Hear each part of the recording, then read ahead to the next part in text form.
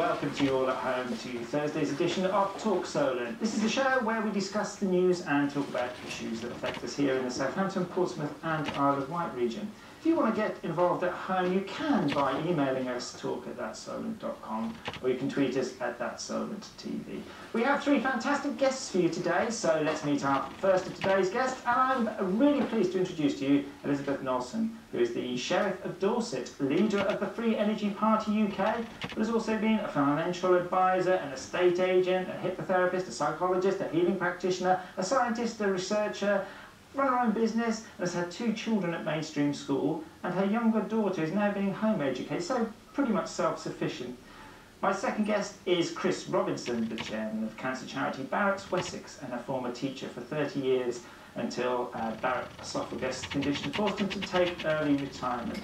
Last but no way least is Paul Stevens, who owns his own business consultancy company and also works with bringing young people together with business. Welcome all. Let's go and have a chat to Elizabeth first. Elizabeth, so common law, how can it help us all?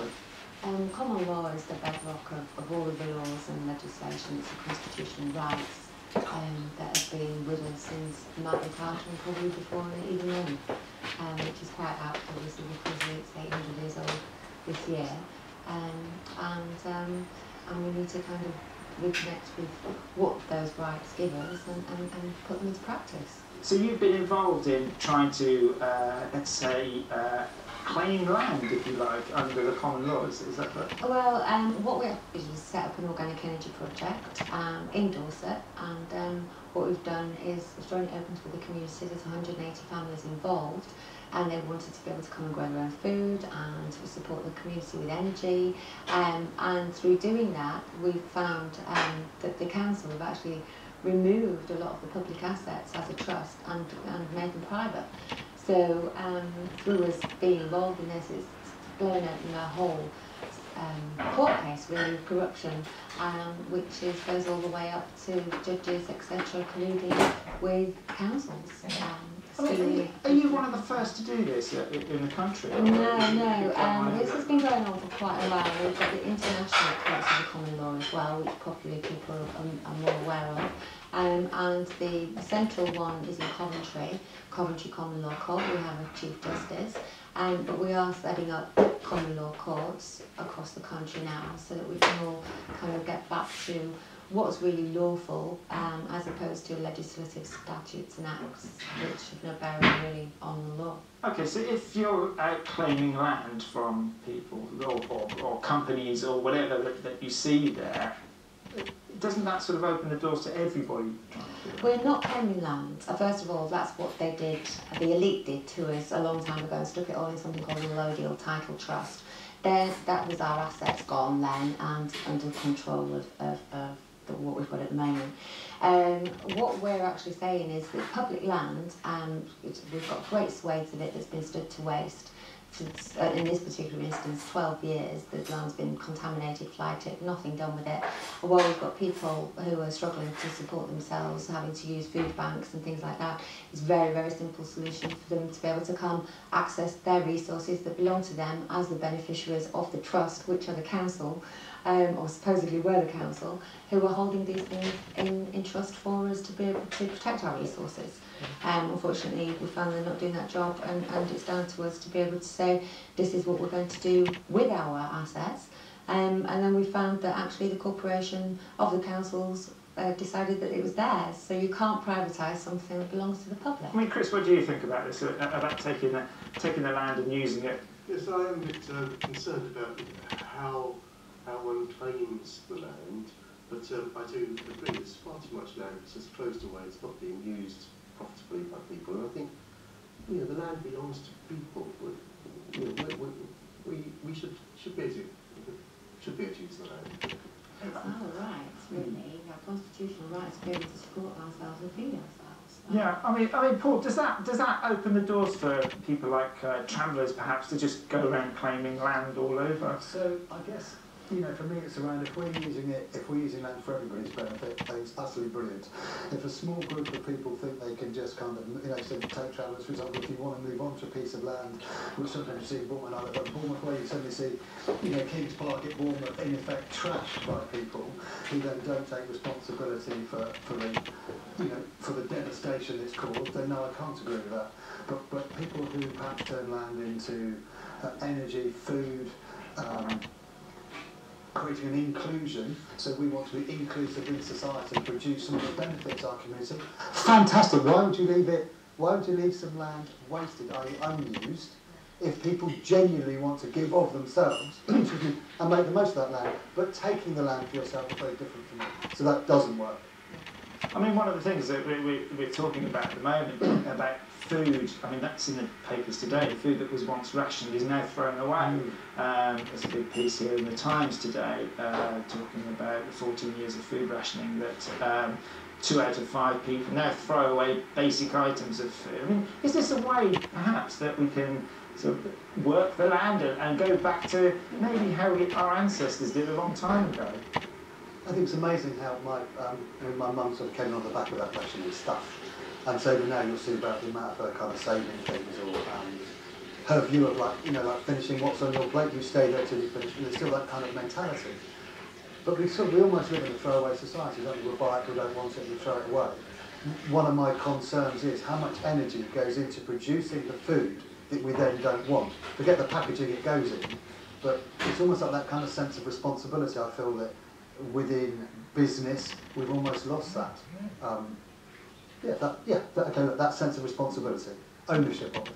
I mean, that's the case, isn't it? Is that what your party stands for, really, your Free Energy Party? And that's why common law is really important as well, because it is about taking responsibility for your actions, and also, in this instance, it's about the food that you eat, teaching the children where it came from, that it's natural. The problem that we've got at the moment is that the food, we talk about these things like food, when in actual fact it's genetically modified food, like stuff that is causing diseases on a massive scale, that causes inflammation, and it's just been completely ignored by the EU legislation.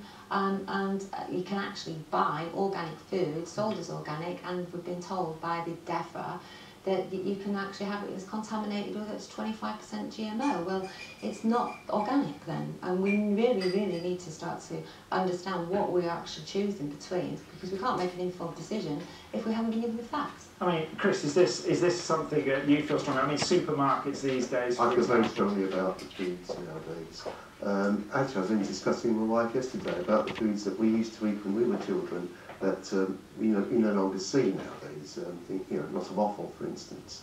But I was immediate post-war baby, and I was brought up whilst rationing was still in place, and I was brought up with the idea that you clear your plate, and we certainly would not throw anything away. Freezer failed the other day, and we were having so much food that was thawing itself out. We were having to make sure it was all cooked, but we were not going to throw it away. And I think that is the problem, as you say. It's a throwaway society today, and people just think, oh, it's all right, I'll throw it away and get something else. And I think the choices we make on food have also been totally influenced by sort of advertising, that sort of thing. They put different chemicals into food to make it taste nicer, in a way that these supermarket, the hamburger joints produce burgers which taste really, really nice, but until you start thinking about what it's made of. And I feel that they've got a big responsibility. I think that nowadays that nutrition is not really looked at sufficiently. I mean, is this for businesses to make lots of money, really, these sell-by dates in supermarkets and things? Paul, you work with a lot of businesses and, consult them, and you can see the profits that they make. I mean, is that something that this is all about sell-by dates? I think sell-by dates really funny. If we kind of go back to the bigger picture, it's almost like nobody wants to get into any trouble. So if I stick a sell-by date on it for tomorrow, the fact that it probably lasts another week, I'd better put it on tomorrow, because then I can't get into any trouble for anything. And that, I suppose that kind of harks into the responsibility thing. But where I would pick up a little bit on Chris's point, and it does drive me bonkers when you think about some of the fast food chains and kind of what goes into it. And then you see a programme like, was it Super Size Me with Morgan Spurlock, was it the guy? Yeah? who basically was killing himself. I mean, he was poisoning himself eating fast food.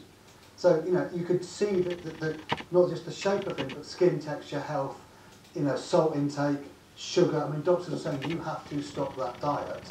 And yet, you know, we see people in our community kind of eating that stuff. But if you strip it back to good quality food, clarity of what is good quality food, and then you see someone like Jamie Oliver, who, you know, like him or loathe him, well, I can't stick him. But when he goes into school with vegetables, you know, and shows kids, right, you know, what do you want to eat, you know, and ask about vegetables, and they've not even seen one. And then we talk about education. What are we actually educating about? The problem with Jamie Oliver though is that he's just got in bed with Monsanto, hasn't he? Yeah. To validate GMO and feed the world and all of this, when we can feed the world. So I don't know, Jamie, I'm just teasing. Yeah. But, you know, but he has a great I mean, point. this is what you studied that before, though, isn't Yeah, it? it's permaculture. You can grow enough food on this planet in a very, very small backyard. We've had over 600 pounds in weight of food that is enough to feed the whole street. You know, we're talking about using the land and working with the land, as opposed to going in there, aggravating it, which is where agriculture comes from, and you know, raping it really for what we can get out of it, because it's all about the profit. And we've lost, I believe, the sight of, is that really doing me any good, or is it because I'm eating it because it's cheap? And unfortunately, at the moment, we've got people who can't afford to eat food, i.e. organic. They've taken food and labelled it and given it a name as organic, when actually one's food, one's not. And people cannot afford. But again, the cost of that is really, really high, isn't it, organic food? And that's something, again, that the businesses diabolical side of it is, how dare you create a premium for what is food and contaminate the rest of it. Okay, that's good. Look, what we're going to do, we're going to come back again straight after the break, and we're going to be talking again, maybe a little bit more about food. It's starting to make me a little bit hungry, but we'll see you straight after the break.